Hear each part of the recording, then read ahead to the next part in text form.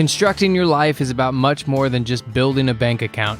Each week, join real estate entrepreneur and mindset coach Austin Linney as he interviews guests who are constructing their dream lives and impacting the world around them on a daily basis. If you're an entrepreneur or wanting to start a business, or you just want to hear motivating stories of how others have overcome the odds, you are in the right place. And now for your host, Austin Linney. Guys, welcome back to Construct Your Life. I have the honor of having, we don't know what he does all day, guys. I'm not going to lie to you. He's an Airbnb maverick. Michael Elefante, how you doing, my man? I'm good, Austin. I'm really good. Thanks for having me on. You got it, man. Before we get started, I just want to thank Dream Chasers as our sponsor. Go out and check out that podcast. It's amazing. So what I like to do with my guest is let them kind of tell their story where they want to, and I'll let you run from there, my man.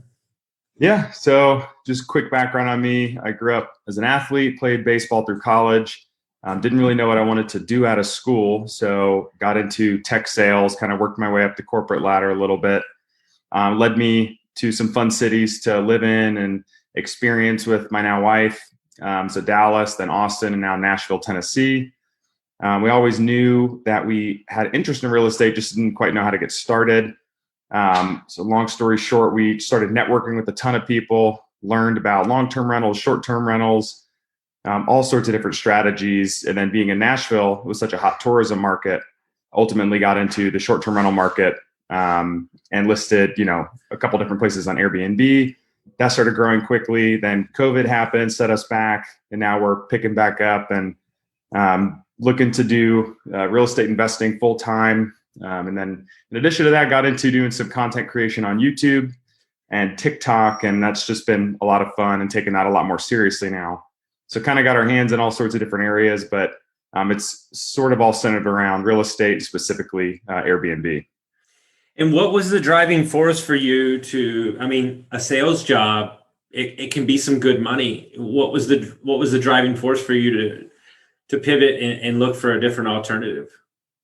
Yeah, that's a great point. I think when I was younger, and it's probably similar to a lot of people's mindsets, is how do I make the most money? And when we started to make, pretty good money, and we're both in sales, I think we quickly realized that living a fulfilling life for us didn't really have anything to do with money. So it became more about having money be the tool and the avenue to increasing the amount of time that we have. So started to learn more about what streams of passive income we could create. And obviously you hear a lot about real estate in terms of passive or relatively passive income. So the goal for us is to create more time to do what we want. And money is just kind of the tool to get there. And real estate has been, the main tool, I guess, or investment tool that we've used to get to this point. What was the first investment that you did? What did it look like? First investment was a short-term vacation rental in Nashville. It was actually a new build and a development with 11 houses that were all short-term rental zoning, like permitted for Nashville. They have particular rules.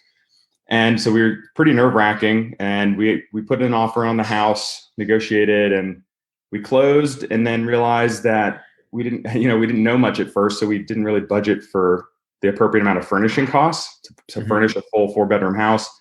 So I ended up selling my dream truck that I had paid off about a year before, which was totally fine with me. Traded in for just a little Honda CRV, super base model, but it got the job done, and took that cash to help furnish the house and keep our emergency savings padded enough. Mm-hmm.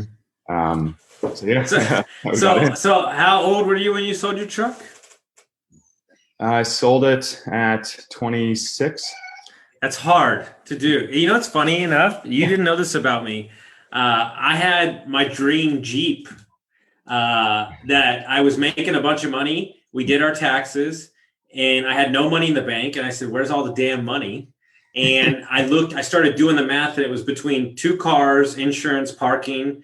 It was like $1,800, right? And so that day broke my heart in half. We sold all that stuff, and I rode the bus for 2 years. Wow. But that gave me like 30 G's, and that's how I got my first investment. That's awesome. Yeah. I think quickly realizing, and I'm a big Rich Dad Poor Dad Robert Kiyosaki fan. He's a little bit of an extremist to some extent, but I like his message. And for me, learning about the true difference between assets and liabilities, and how we live in a society where we're almost trained as a consumer and to just purchase liabilities, get a promotion, make more money, purchase more liabilities because we deserve it. And there's some truth to that. Like, you want to be able to afford nicer things as you are successful in your career. But then I started to learn more about, well, what if we instead put that money toward an asset that puts money into our pocket every month? And what if those assets pay for all the liabilities in life? So that was like a big aha moment for me when I finally understood that when I was a little younger. And so that, we made that decision to get into real estate, sell the truck and all that stuff.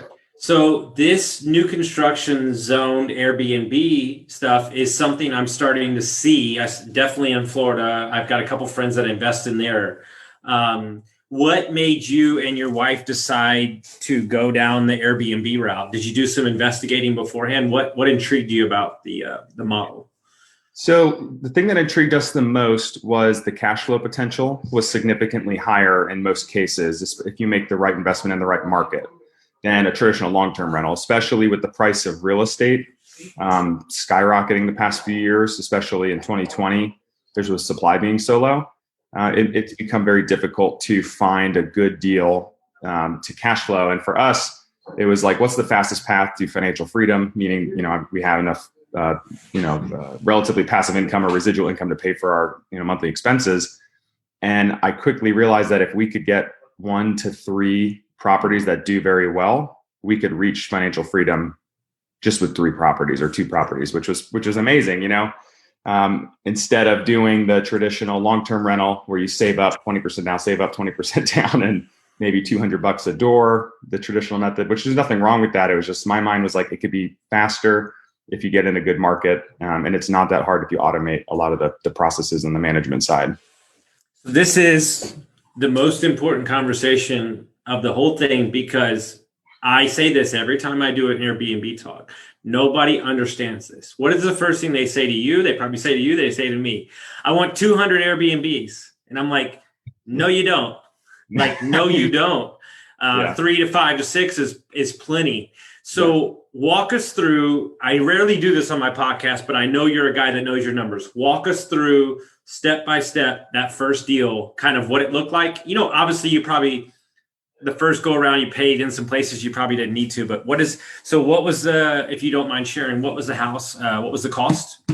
It's a 4-bedroom house. I think it was around 2,200 square foot. It has a rooftop. So it had the image we wanted to be, kind of have that sex appeal on Airbnb, because it's an emotional decision. In bachelorette parties, birthday parties, a lot of special occasions. It was listed at $495. I think we closed at $495, and we got the seller to pay for some of our closing costs, and we did 15% down. And the interest rate was actually the worst interest rate we've had on any of our deals, but it was like a 4.99. But the numbers still made a ton of sense. Then we figured out a ballpark. I'm very conservative when I'm forecasting both occupancy and average nightly rate plus our operating expenses. So just built a spreadsheet that I've tweaked over the years, and it worked. I mean, the numbers made sense. The biggest thing is the revenue numbers coming from the occupancy, number of nights booked per year multiplied by the average daily rate, which is the hardest thing to predict in Airbnb. What were you forecasting for? So we were forecasting occupancy around 60% in Nashville. That was pre-COVID. It was like 65, 70%. Actually, Nashville is one of the hottest markets and highest occupancy for any city. And so the revenue we were forecasting was a baseline of like 75 to 80. A lower tier, I usually do like a lower tier, most likely value, and a high tier. And the higher tier is like over $100,000, which I think we're going to cross in 2021 just from revenue, which is great. So our total expenses for the year forecasted to be, after cleaning fees, probably like 55 to 60 grand. So that was the aha moment for me when I started to break down the numbers. And one of the most common questions I get from people about Airbnbs is, oh, it's too expensive. You'll never make any money. That place will sit vacant. I'm like, it really won't if you just understand the market and how the numbers work. Because that place, if it was a long-term rental, may cash flow a couple $100 a month just because it's expensive. On an Airbnb, though, we're cash flowing on a good month like $4 to $6 grand a month. On a not so good month, maybe $1 to $2 grand. So this is the rub. And I was just talking to 3 people yesterday who are looking to spend almost 800 to $1.2 million on an Airbnb. And I said, listen, if your property is cash flowing $400 to $600 regular, long term, don't do Airbnb. Now, if you can get that above 1,000 to 1,200 and go up higher than there, it's a not only for the tax depreciation value and then writing off stuff. That's when you start seeing financial freedom, when you can generate those numbers. Yeah, and for me, it's not necessarily the cash flow number. Obviously, the bigger, the better, because per property, it's one less to manage. I'd rather have a bigger property than 3 smaller properties, just because it almost takes the same amount of time to manage one bigger property as it does one small property. But the bigger thing for me is just the cash on cash return and total return on investment. How hard is each dollar working for me? Because if you get a $1 million house that cash flows $5,000 a month and the cash on cash is 12%, why wouldn't I just sit that in a multifamily house where I don't have to do anything, right? I mean, there's no exactly point. That's why I told him. I said, why would you make your money work so hard? Yeah, exactly. So, but if you can get, I mean, usually when I'm looking at properties, I'm aiming for over a 30% cash on cash return, 25% minimum. So I'm very stickler about the numbers, because this, I mean, if the numbers make sense, the deals make sense. It's hard to sometimes just strip away the emotion behind any type of investment or purchase. So what I've been teaching myself, and something I'm knee deep in right now. I have a couple friends who work for big institutions, $5 billion, and I've been studying behavioral investing. And I'm trying, we have a second podcast that we're releasing next month, all about stoicism and psychology of success with Anthony Fasano, who's a multifamily guy, and just this neutral way of thinking. And I interviewed a guy yesterday in England he manages 120 Airbnbs. Whoa. And he made a rule that once he closes the deal or buys it or closes the manager, he never will go in the property, because he has set up a numbers metric dashboard, and he doesn't want to have any emotion tied to the asset. So he's literally looking at reviews, the numbers, and going, that property is not performing. Here's how we can tweak it. And that's what I'm learning is it's amazing how many decisions we're making based off of pure emotion. It's not an actual tangible real estate transaction. It's an emotional transaction. Yeah, for sure. Yeah. So did you clean that one yourself? Did you hire a cleaner? How did the first one go? Yeah, no, we have cleaned them ourselves only when there was an issue between cleaning companies, if we were transitioning from one to a new one. But we try to never clean and try to outsource as much as possible. Because in theory, you're setting it up for you to eventually fire yourself from your business, correct? Yeah. We want to make it as hands off as possible, because it can be really easy to think to yourself, well, I could save a couple of $100 a turn by cleaning myself, but you're going to spend 4 hours in that house, and I'd rather spend 4 hours elsewhere doing more strategic work. Do you remember your first booking that you got? Do you remember? Oh, this is a great story. So yeah, I remember mine. So yeah, we listed it 2 days before my birthday, and on my birthday we got our first booking, and we were so nervous and so jazzed up. Person had no profile picture, no reviews. They just joined that day on Airbnb, and they booked for a month, and we had our pricing low because we were just trying to get some people in there, get reviews, and they got a major discount because we have monthly discounts. No one ever books a month. And so we were super sketched out. I actually met the guy at the house before he checked in just to see what it was about. It ended up being a group of not foreign exchange students, but they were on some type of special visa where they can come to the United States and study and also work. So they were working for an aquatic management company doing lifeguarding and things like that.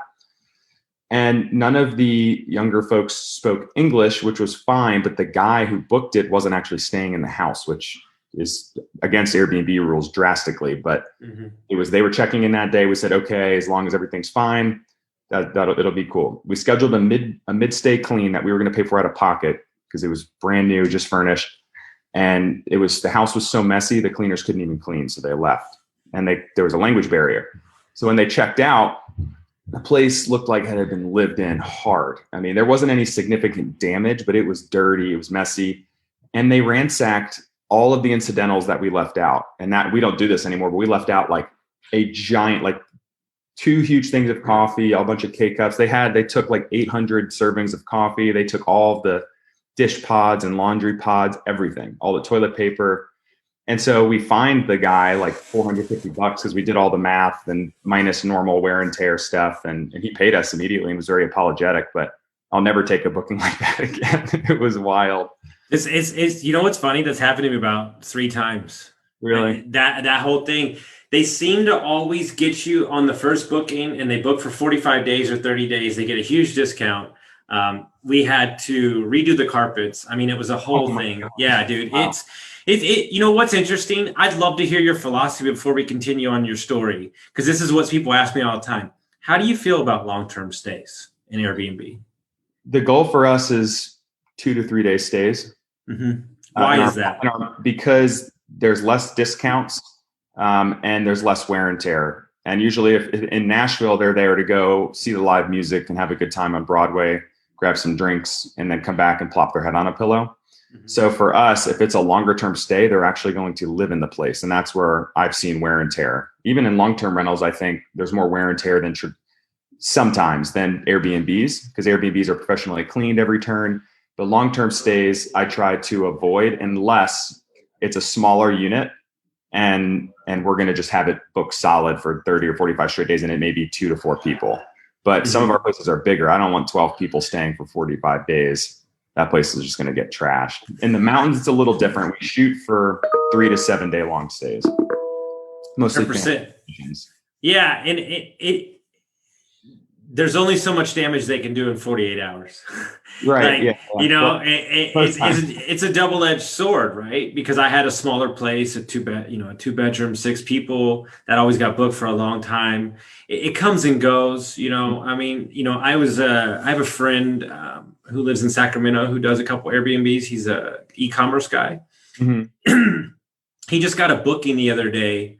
He arbitrage rents in downtown San Diego in a high rise. Mm-hmm. 42 days, $17,000. So it's like, I'll take that one. Yeah. No kidding. Yeah. I have found that this is going to sound kind of weird, but the more you're able to charge, usually the people book that, 1, they keep it cleaner. 2, they don't complain as much, which is the weirdest thing. Usually, Michael, I can't give away my secret. This is why we went to luxury, bro. Yeah, this is why we went to luxury. Whenever coronavirus came and there was shutdowns, we tanked our pricing, tried to accommodate longer stays. Mm-hmm. And even the people that came for just weekends that were still visiting Nashville for whatever reason, I mean, it was like a third of the price. 1, they were still asking for discounts, which usually people don't ask for discounts when it's more expensive. And then they would complain about every little thing in their reviews. They were sticklers. People who pay $1,000 a night to stay there, they don't say anything and they leave us a great review almost every time. It's so backwards in my mind. You would think if someone's paying a lot of money, they would find like there's a tiny spot that's not clean in the house and I'm going to complain because I'm paying so much, but it's backwards. So this is a psychology of service. This is something I study on the regular with my coaching, with my businesses. There's a threshold that your business can get to when people deem it as, you know, the value. And so what I found in my market, especially in San Antonio, where my personal houses are, is there's 1 million houses that are $200 a night. And so people are picking your house at $5 to $10. The moment you give a discount, they're asked for another one, guaranteed. Yeah. And so you have to set your parameters of what you're doing, and you have to have an abundant personality, an abundant mindset to know that dude, I can't tell you how many times I had a huge booking cancel, and then an hour later, boom, another booking right behind it. I'll tell you the funny story, true story. My smallest property, we had no bookings. I'm dead serious. No bookings at November 30th. No bookings in December. None. I booked 98% on the month, and we did like $9,000. Wow. You Airbnb does this. You have to just know that you're good where you are and know that it's going to book when necessary. Yeah. Now, something like COVID, that's a different story. So when you started getting those bookings and that money's in your account, I'm sure there was a lot of light bulbs that went off to get that second property. Yeah. Very quickly, we put together some money and moved some actually of some of retirement accounts too, because we were seeing the returns we were getting. and got another property pretty quickly in Nashville. And then the best property that we got was actually a mountain house, which was in the fall of 2020. Mm-hmm. And the mountains are just going crazy in Tennessee. Gatlinburg was just rated #1 tourist. It's the number one. It's the number one Airbnb market in the country. There's no. TripAdvisor just ranked them #1 in 2021 for like the most sought out destination to visit, and #5 in the world, which surprised me. But I mean, the publicity is unreal, and everything's growing here. So, and this is why we're here now, flipping a second house, getting it ready for Airbnb in the next few weeks.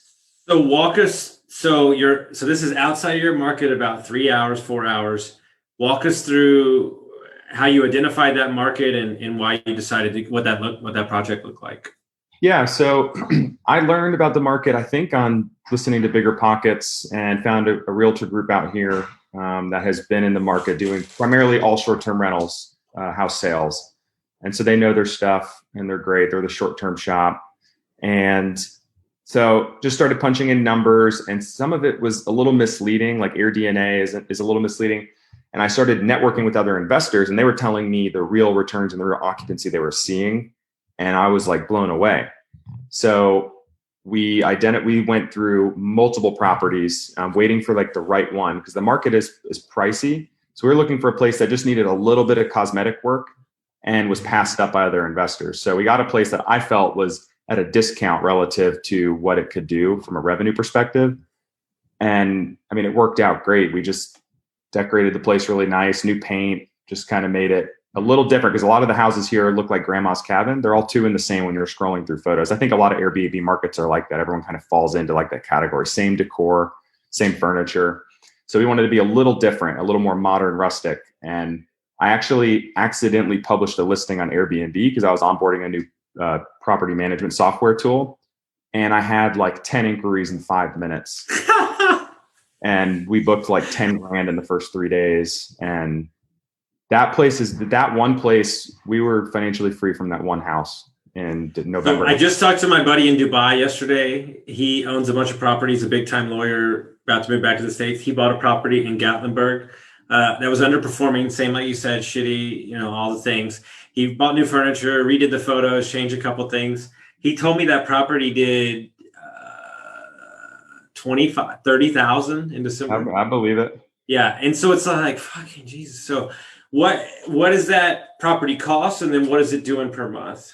So we got it at $550, and between furniture, it had some furniture that came with the house. Between furniture and the rehab, we spent 50 grand all in. So 600K, I guess you could say all in. We didn't buy it cash. And in November, we grossed, I think, over 14 grand in revenue and netted over 9. And then in December, we grossed over 20,000 and netted over 13 in cash flow. You own that with just you and your wife, or? Yeah. So, and then I just saw y'all close on one that looked like you partnered up with somebody, correct? We did, yeah. So this is an awesome story. In Nashville, it's on the east side of town. It's, gentrified, or it's happening. I used to live there. I forgot to say that. Yeah. Oh, where? Actually, Donaldson. Okay. And funny enough, I forgot to tell you, are you in town May 14th, 15th? Maybe. We're having married that weekend. Yeah, we're having my biggest meetup of the year in Nashville. We got huge developers and everybody. We're renting out a bar Friday night. So if you're in town. Yeah, that would be awesome. Keep me posted on that. I'm going to have you speak about Airbnb, bro. I'll do it. But yeah, so the house across the street from us, it was an old house. As soon as it sold, we knew it was going to be a tear down, and two houses are going to be built on the same lot. And so the builder who built those houses came over and introduced himself, and we just hit it off and became very friendly with each other. And then after the houses were done, several months later, we started talking more about Airbnbs, and he said, "Hey, I'm interested if you have an opportunity you'd like to partner on." And it was like a perfect marriage and an investing partnership, because he has a unique skill set that we don't have. I mean, being a home builder. So working with his own contractors, other contractors out here, we wanted to find a place that needed quite a bit of work, a little more involved than our last couple. So he could manage more of the rehab and handle that budget. My wife and I were going to furnish the house, and then we're going to manage the property, and we're going to split everything 50-50 from the cost to the cash flow. So you're gonna forego your management fee and just take, if you were to be a manager, you're gonna forego that. Who did y'all both 50-50 on the down payment, or 50-50? Yeah, everything, all costs involved. So down payment, closing costs, and all the investment costs. So if I'm understanding, to explain to the audience, you're not only going to catch money on the refi as you've added value there, but you're also going to generate cash flow, and then plus everything is a write-off. So it's like you're actually hitting like money like 3 different times. Yeah, and we knew it was like a pretty unique investment where the after repair value is going to be significantly higher because we're adding around 700 or 800 square foot, converting the garage to a theater room. And we were surprised. We got it at $499, and we got the seller to pay for most of our closing costs. And the house was appraised at $575. So we got 76 grand equity right off the bat. And based on the added square footage and the other work we're doing, the after repair value will probably be around 700. So big time equity grab, which some of the other houses we have wasn't necessarily an equity grab. And like you said, then the cash flow is the main thing with the house and attractant money wise. So it was like a win-win-win scenario. So the reason, I didn't want to propose doing a co-hosting or property management fee, because I normally would charge probably 20 to 25% to do that. He's adding a ton of value managing the rehab. So if we can add that much in equity, I was like, we'll just split everything 50-50. And we already have a system in place. We can automate most of it. So it was no big deal on our end. No, for sure. I love that. And so, man, dude, you are rocking and rolling. And it seems like you've kind of found your groove on what you bring to the table. What is two things? How surprised, I want to talk about this for a minute. How surprised were you how quick you could be financially free? And then what was that moment like? Did you, my thing with people is I don't think they actually put it on paper how much money they need to live. And once you put it on paper and work backwards, you can get there really quickly. Yeah. That statement couldn't be truer. And I talk about this a lot with my buddy, Mike Riley. We have like a weekly talk because he's in real estate as well, doing Airbnb. And we're like, what's your number? Because it's something we hadn't really thought about. It's like, I want to be financially free. And we both still work with W-2 paying jobs right now. But when is kind of the moment that we're just going to fully transition out? Because it's really, really easy to just continue to do that and collect that money and use that money to invest. When do you just completely part ways? And I just read the book, The Psychology of Money, I think it's called. Yes, I knocked it out last week. It's amazing book. Yeah, and the thing that really stuck with me was 2 things. Like, what is your number? Like, when is enough? Because you see these people making millions and billions, and it's never enough. And maybe at that point, it doesn't really become about money. I don't know what it is for people, but it's like the psychology of it. So like you said, tying a number to it helps you kind of just get to that point. And then, like I said at the beginning of the podcast, for my wife and I, it became a lot less about money and more about time. So when we begin to start a family and we love to travel. So the goal for us is freedom of time. Once we get to a certain point, we just want to enjoy our life to the best of our ability and be able to give back to local communities or whatever. We just want to be able to live beyond our wildest imaginations and also like give beyond our wildest imaginations. Why I appreciate the mindset that you're at, because you're exactly what I preach, is that you're doing everything necessary to create the time. So here, what I try to tell every young person I meet, you are doing every day the things necessary to benefit more time available for your future family. Like you're actually going to be able to wake up and go, I don't feel like it. Like, well, I'm going to hang out with my kids today. And so every day that you're not creating passive income, every day that you're not planning or putting things in your place, you're taking minutes and time away from your future kids. Yeah, that's a great perspective. And I talked to a kid the other day, right? He's 23. And I said, if you invested right, I said, when would you want to retire? Like, when do you see yourself getting to the place you need? He said, 45. I said, bullshit. I said, I can get you there in 7 years at 30. You could be done at 30. And he was like, well, that just changes everything. And I'm like, yeah, it does change everything because it's true. It's possible you could do it in a year and a half. Like, yeah. But you have to have it on paper. You got to know where you're getting to. You got to be surrounded by the right people. You got to be getting the right people in your corner to push you. And so what you've done, right? And I want to get into this for a minute. What you've done with your content and what you've done with surrounding yourself by the right people is you've positioned yourself as a leader in a niche, right? Which is Airbnb, financial freedom, where people come to you, I would imagine, for advice. And then also that in turn allows people that want to partner with you on deals because you made yourself, like my favorite quote in the world, like one of my favorite quotes is either position yourself or you will be positioned. It's a good one. And so, I mean, wouldn't you agree that that's what the content has done is kind of made you, and you're not talking about anything that you haven't done personally. And that's key too. Yeah, for sure. And the content stuff, like originally I was like, I love YouTube and I use it all the time. Change a light bulb, learn how to do something around the house. I YouTube it. That's the first thing I do. And started to learn about ways to monetize on YouTube, which, was part of the driving factor was if I could make money creating content and talking about stuff that I love to talk about, like similar to what you're doing right now, it was like, that would be awesome.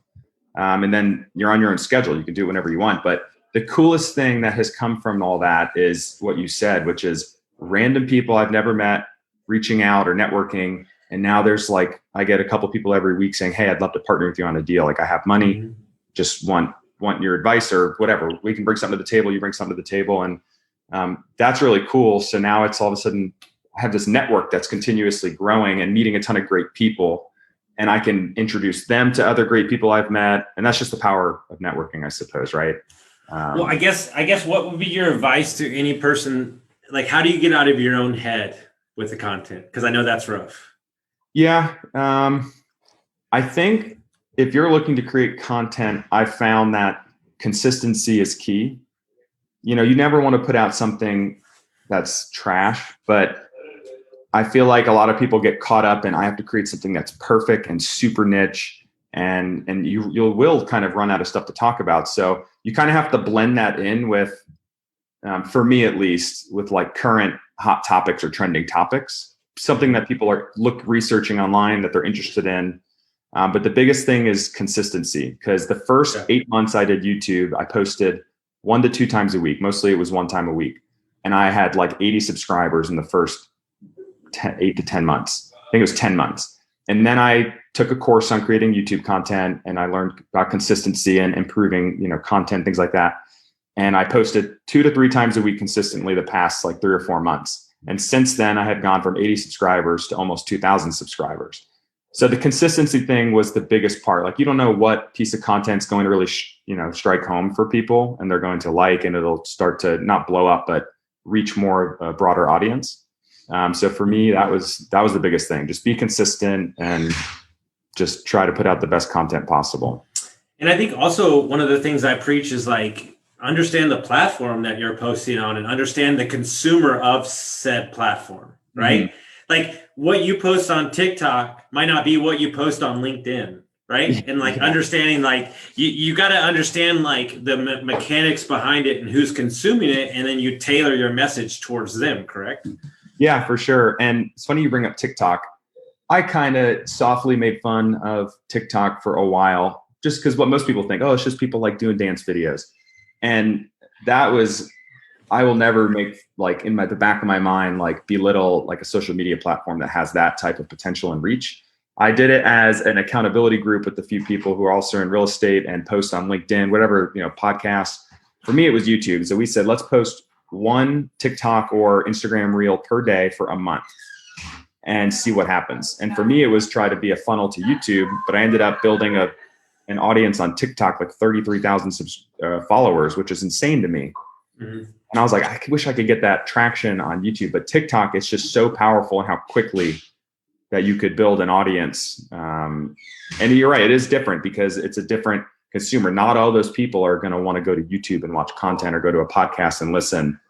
So you're right, you have to kind of cater that content. Even if it's the same information, you got to kind of twist it to fit that platform. And what, as you write out your goals and you look at the rest of the year, I know you're knee deep in a project right now and the Airbnb business is growing. Just curious where your wife and you see it going and how big you want to get it. I mean, I know you don't have the firm answer, but I'm sure you have an outline of where you're headed. Yeah. So we would love to do some traveling. That was kind of the biggest thing for us before we start trying to have kids. So our goal for us was to become financially free, which, thankfully we reached a couple months ago. And then from there, we wanted at least one more rental, if not 2 to 3 this year. So this is our first one this year.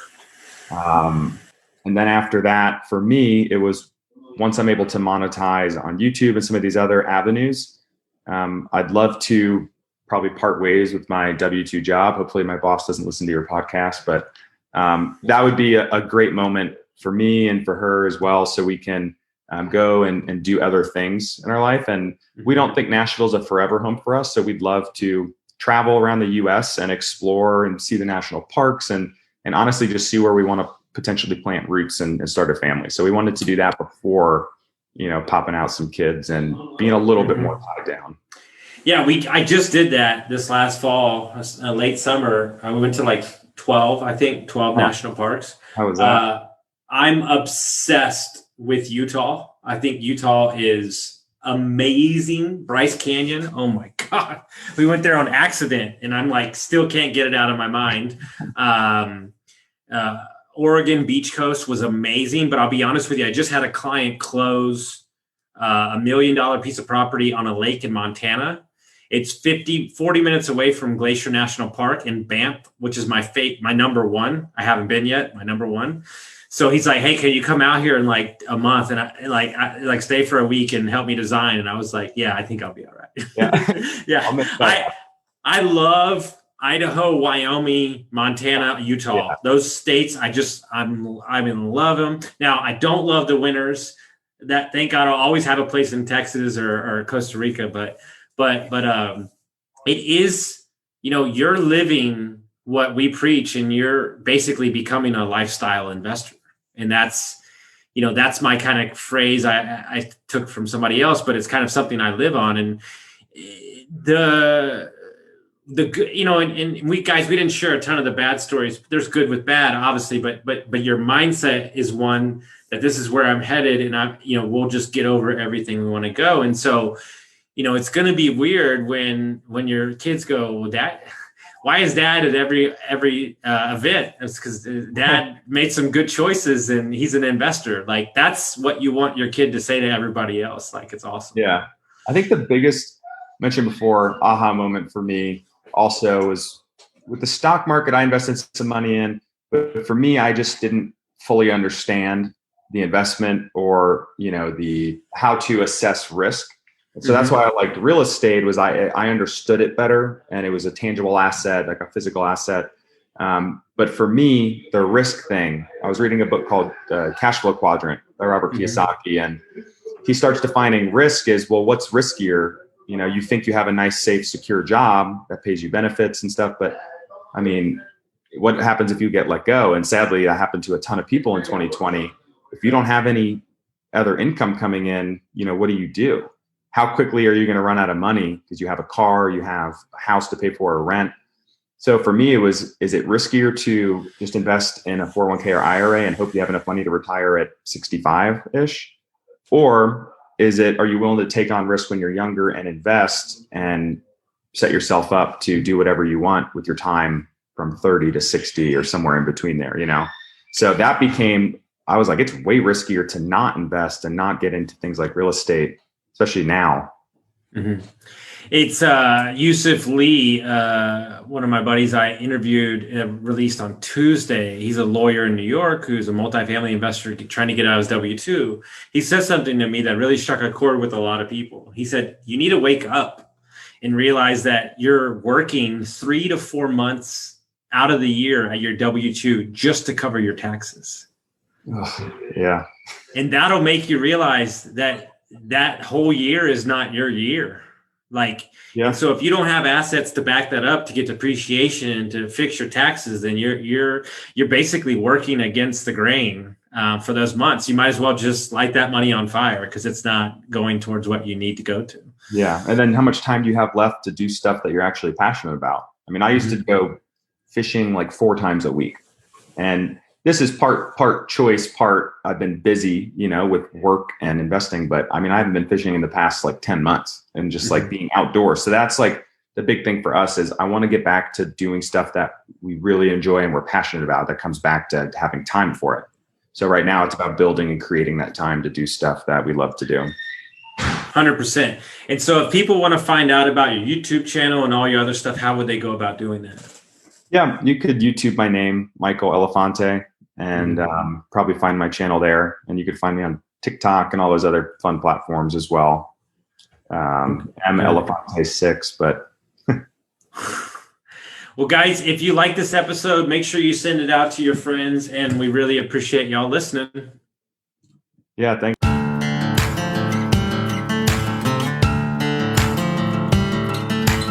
Thank you for listening to Construct Your Life with Austin Linney. If you enjoyed this episode, be sure to rate, review, subscribe, and pay it forward by sharing with a friend. Most importantly, take this opportunity to start constructing your life by taking immediate action on what you learned. For show notes, resources, and more information on one-on-one coaching with Austin, visit constructyourlifepodcast.com.